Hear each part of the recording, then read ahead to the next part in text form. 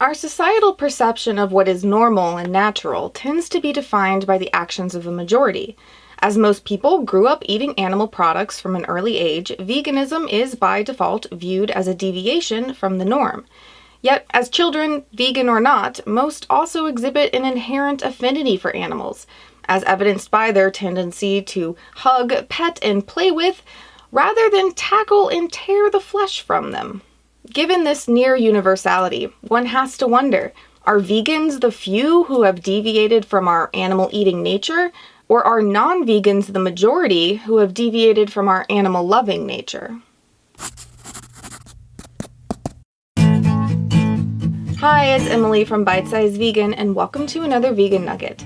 Today, I am excited to welcome back my guests from the Vegan Parenting series to share about the value of nurturing children's inherent compassion for animals, and whether this, by nature, extends to acceptance of and respect for their fellow humans, regardless of superficial differences, and stewardship towards nature and our planet. You can find the rest of the parenting series videos so far linked here and in the description below, as well as the kids interview series starring the other half of today's families. So let's jump right in.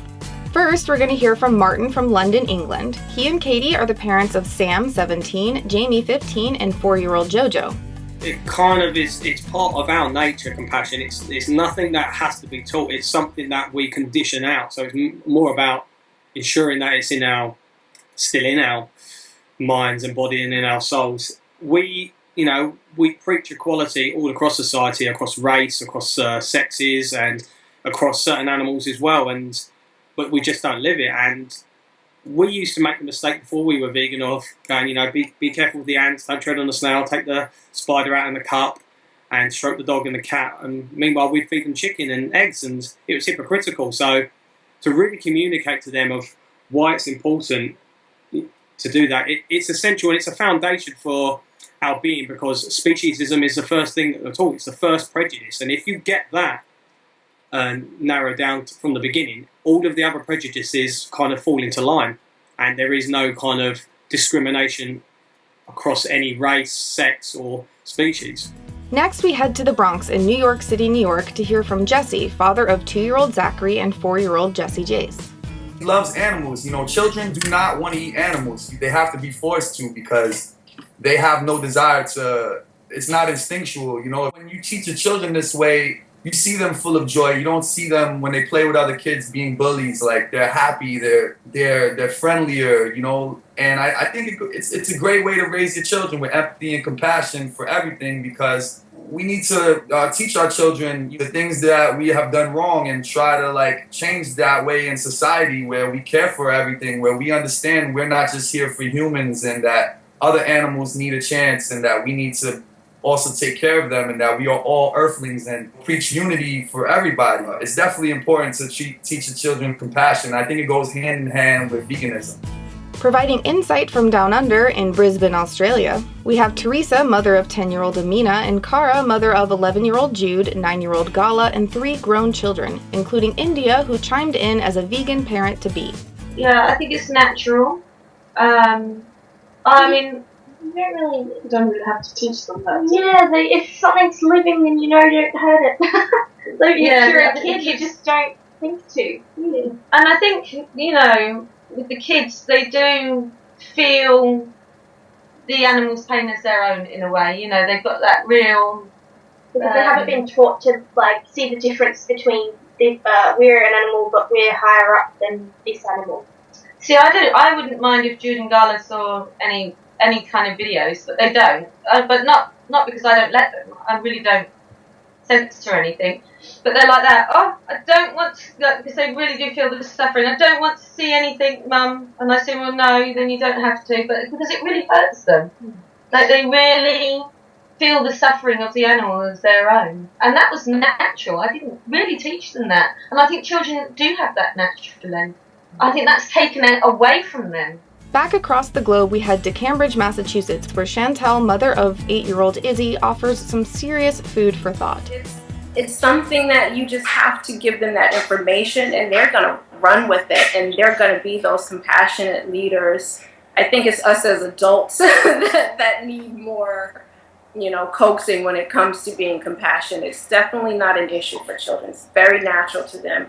Us as humans, I think it's very selfish of us to actually believe that there are other beings on this earth that do not feel pain, that do not suffer, that do not grieve the loss of their children and their family members. Like, how self-righteous would that make you as a person to believe that you are the only one on earth that is capable of feeling these types of emotions? So, and children are stupid. Children, it registers with them so quickly. They don't want to hurt anybody. They don't want to hurt anything. They see animals and they just instinctively, they want to care for them. They want to play with them. They want to love them. They don't want to hurt anything. They don't want to be bad guys. And I think it's important to really teach your children to look at everything objectively. Ask questions. Always, always, always ask questions. And don't be afraid to say, well, how did all this milk get to Walmart Supercenter? Where are the baby cows? It's important to say things like that to children. Why do you think all this milk is in the grocery store? Look at all these thousands of gallons of they're in your gas stations, they're in your Dunkin' Donuts. How is this milk getting here? Who needs cow milk? A child's going to say baby cows. It's very simple and black and white to them. So I think encouraging them to be inquisitive and ask questions and not to be afraid to ask questions opens up a whole, floodgate of conversations that they can have, and it'll help them obtain that empathy that they need, and the understanding that us as humans, our job here is to keep the world in balance and to protect the world. Us as parents, we just have to encourage that dialogue and that conversation. And that's all. They're going to take it from there. Speaking to the violence inherent in animal products, we turn to Eric and Crystal from Virginia, parents of 14-year-old Jordan, 8-year-old Alejandro, and 2 young adults who are 19 and 21. If I hand my son a knife and say, go, stab that pig in the artery, it's a different mindset that he's going to have. I think in the long run, he'll treat people with respect and dignity and see that there's value to everybody's life. If you already have that compassion in your heart, I think it carries over into the rest of your life. I think, for us, if I can't even kill a spider in my garden, how can I hurt somebody else? It's just, or a person, or a dog. Yeah. So it does extend. Hailing from Hawaii on the island of Maui, we have Ellen, mother of 1-year-old Sandy and 4-year-old Elvis, addressing the impact on future generations. Teaching our children to love all beings, desire to live and be loved, regardless of how different they look from us, is so valuable. And I think, that's already something that they have within themselves. It's just really just instilling that understanding and not trying to tamper with that, which is what because one of the first forms of discrimination that children are taught is to love certain animals but not others. Be nice to the cat and the dog, but the chicken and the cow and the pig, they don't matter. Just kill them, eat them. So I think by extending that circle of compassion to not just humans but to all beings, I think it excites me. It makes me excited for future generations. If we can get more people on board with this understanding, that we might be able to create a more peaceful planet. How is that child going to grow up hating a certain human of a different color or size or shape if he loves the chicken, who looks totally different than him and might not be that easy to relate to, but can still extend his circle of compassion to even the chicken. So I think it excites me. It's one of my biggest passions to see that it might be possible for us to raise this next generation and their children's children in compassion and love for the animals and the planet, and taking care of this planet to where we might have a more peaceful planet. And call me crazy, but even less wars, So I really think that is a possibility and makes perfect sense to me. Now we close out with some words of wisdom from Raffaela in Lisbon, Portugal, mother of... Hello, I am Vasco.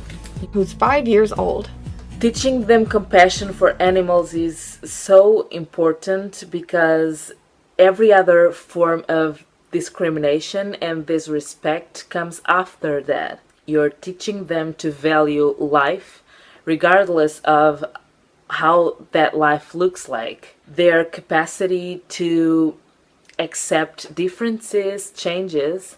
Their ability to care and love is expanded because there is no conflict between what they believe and what they feel and what they're practicing. Raising our kids vegan is the least we can do for them. One day they will grow up and they will choose if they want to shrink their sense of compassion and justice. They will choose if they want to poison their bodies and feel worse than they should. They will choose if they want to poison their planet to the point where there's no future for their own kids. But we parents, we should not be choosing that for them. We cannot be pointing them into that direction. It's not fair, and we don't have that right. I hope you enjoyed hearing from all of the parents. I'd love to hear your thoughts on what they shared as well as any aspect of this multifaceted topic. You can find links below to more resources for parents and kids, as well as my guests' social media accounts so you can follow each family's journey.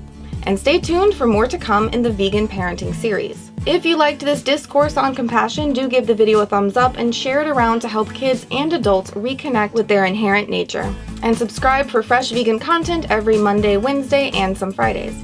To help support Bite Size Vegan's educational efforts, please see the support links below or in the sidebar. Now go be born again vegan. Again. And I'll see you soon. People tend to listen to kids a lot more than adults nowadays as well, because you can't tell a kid off. And who's going to argue with a kid saying killing animals is bad?